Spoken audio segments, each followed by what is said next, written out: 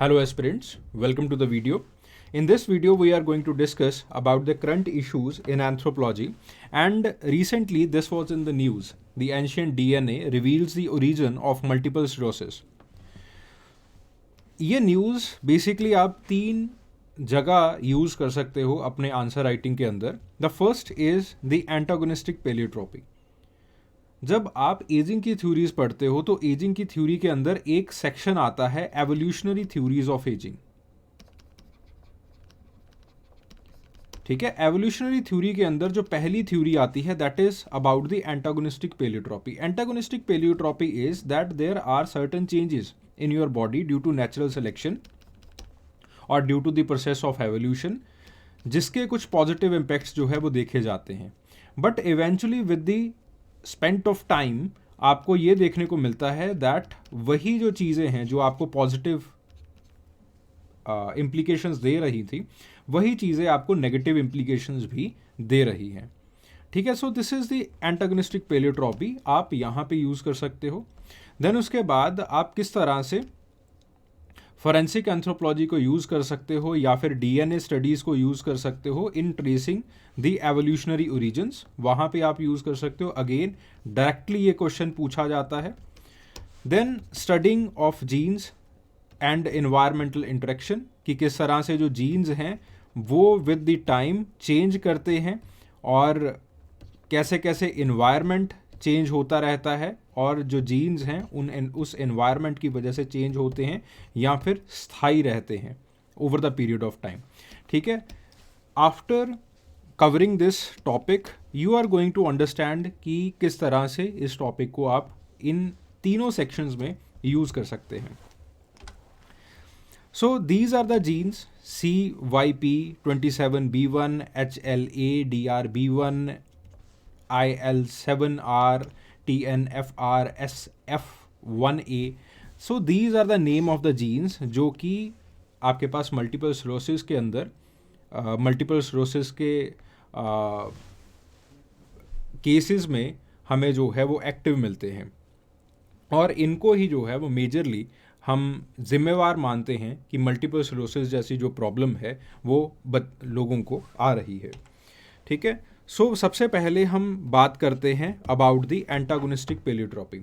Antagonistic pleiotropy is कि जब due to natural selection आपके जीन्स जो हैं वो म्यूटेट कर जाते हैं, बट इवेंचुअली जो ये जीन्स का म्यूटेशन है वो पॉजिटिव इम्पैक्ट तो देता है, बट इवेंचुअली जैसे जैसे आप आगे बढ़ते हो या फिर विद टाइम जैसे जैसे आपकी एवोल्यूशनरी स्टेटस आपका आगे बढ़ता है इसके नेगेटिव इम्पैक्ट्स भी आना शुरू हो जाते हैं. जैसे for example sickle cell anaemia. Sickle cell anaemia इसका पॉजिटिव इम्पैक्ट क्या है that it gives the resistance और the malarian resistance to the malarial prone areas. आप अफ्रीका के अंदर चले जाइए, सेंट्रल इंडिया के अंदर चले जाइए, जो पॉपुलेशंस हैं जो ट्राइबल्स हैं they are prone to malaria. ठीक है, तो नेचर ने क्या किया, नेचर ने सिकल सेल एनीमिया जैसी जो म्यूटेशन है या फिर होमोग्लोबिन के अंदर सिकल सेल एनीमिया जैसी म्यूटेशन उसको इंड्यूस किया. But with the spent of time और with the period of time eventually आपके पास जो है वो सिकल सेल एनीमिया एक डिसीज़ बन गया. And due to that disease आजकल ट्राइबल्स के अंदर, सेंट्रल इंडियन ट्राइबल्स के अंदर बहुत ज़्यादा प्रॉब्लम आ रही है, हेल्थ कंडीशंस वर्सन हो रही हैं.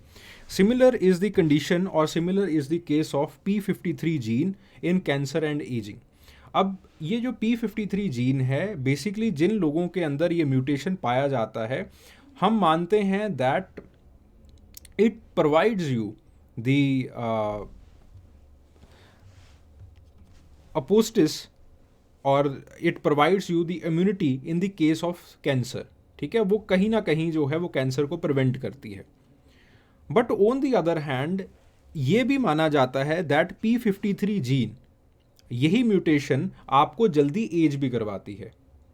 ठीक है, सो कुछ ऐसे म्यूटेशंस होते हैं या फिर कुछ ऐसे जीन्स होते हैं जिनके पॉजिटिव इम्पैक्ट्स भी होते हैं और पॉजिटिव के साथ साथ नेगेटिव इम्पैक्ट्स भी जो है वो दिखना शुरू हो जाते हैं. That is known as the antagonistic pleiotropy. ठीक है, ये सवाल सीधा सीधा भी आपके एग्जामिनेशन में पूछा जा सकता है और you can cite it as an example. अगर एवोल्यूशनरी थ्योरी ऑफ एजिंग पूछी गई है या फिर सिकल सेल एनीमिया के ऊपर कुछ सवाल जो है वो पूछे गए हैं, you can cite it as an example. Similarly multiple sclerosis के ये जो जीन्स हैं, खास करके जो आपके पास HLA-DR-B1 है, ठीक है, you can cite this as an example और एज एन केस स्टडी। अब बेसिकली हम दोबारा फिर से उसी न्यूज़ के ऊपर आते हैं। न्यूज़ ये है कि हमने कुछ ancient DNA of 1664 people from the western Europe and Asian ancestry हम लोगों ने उनको स्टडी किया और उनको कंपेयर किया जो मॉडर्न DNA है from the UK bio bank.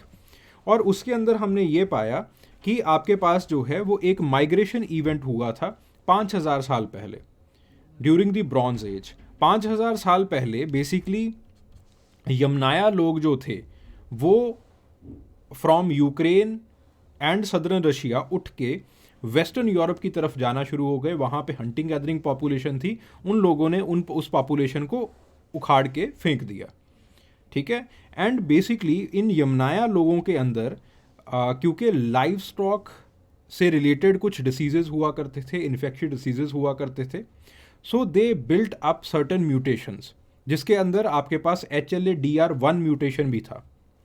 वो ये म्यूटेशंस जो हैं, ये HLA कम्प्लेक्सेस जो है वो इन्होंने अपने अंदर डेवलप किए and eventually with the spread of time और इवेंचुअली इनके अंदर इनब्रीडिंग होता गया। HLA-DR1 जो है वो धीरे धीरे इनके अंदर एम्पलीफाई होता गया एंड आजकल इनको मल्टीपल सिरोसिस जैसी प्रॉब्लम जो है वो आ रही है। So these are the key findings of the study, ठीक है। सो वही चीज़ें जो है वो यहाँ पे लिखी गई हैं। So you can use it as an example in the understanding of paleotropy and as well as in the understanding of the origin of a population, ठीक है।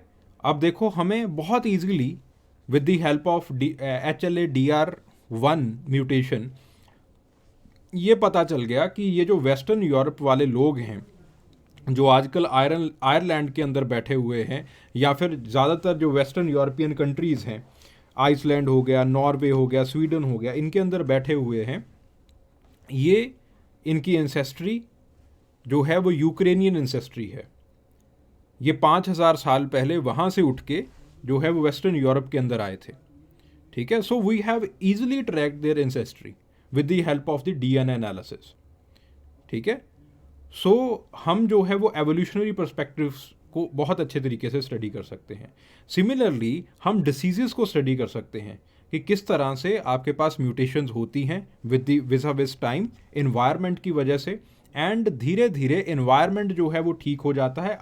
इवेंचुअली जो शीप से डिसीज़ हो रहे थे वो अपने आप हट गए, उन्होंने सैनिटेशन मेजर्स जो है वो लगाए, लेकिन जो जीन के अंदर म्यूटेशन हो चुका था वो जीन के अंदर म्यूटेशन वैसे का वैसा रहा, ठीक है। सो आपके पास जो है वो एनवायरनमेंट की वजह से कुछ जेनेटिक इम्प्लीकेशंस तो आते हैं, कुछ जेनेटिक म्यूटेशंस तो होते हैं। एनवायरनमेंट ठीक हो जाता है बट जेनेटिक म्यूटेशंस वैसे के वैसे रहते हैं, ठीक है। सो इस तरह से हम एनवायरनमेंट और जीन इंटरेक्शन के अंदर भी इसको as a case study, as an example जो है वो यूज़ कर सकते हैं, ठीक है। So this was a news in the newspaper today, और मुझे I felt that I should share it because this type of news you can easily use in understanding many anthropological concepts, ठीक है, जिसके अंदर ये 3 मेन है। Antagonistic पेलियोट्रॉपी, then उसके बाद जो है understanding the evolutionary reason and the gene environmental interactions, ठीक है। I hope this video it was informative for you. Thank you very much.